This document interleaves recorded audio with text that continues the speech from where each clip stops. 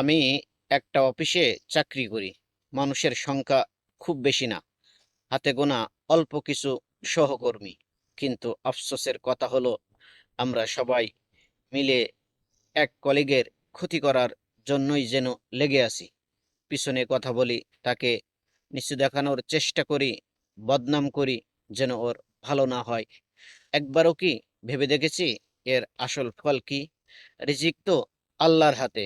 যার ক্ষতি করতে চাই তাকেই আল্লাহ উপরে তুলতে পারেন, আর আমাদের কপালে থেকে যায় শুধু পাপ আর আফসোস।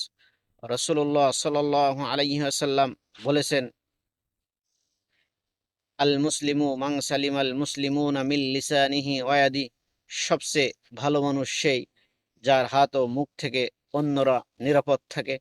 আমরা দিনের বড় অংশ একসাথে থাকি, এই সময়টুকু কি হিংসা আর পরনিন্দায় কাটাবো, নাকি দোয়া আর সহযোগিতায় ভরিয়ে তুলবো?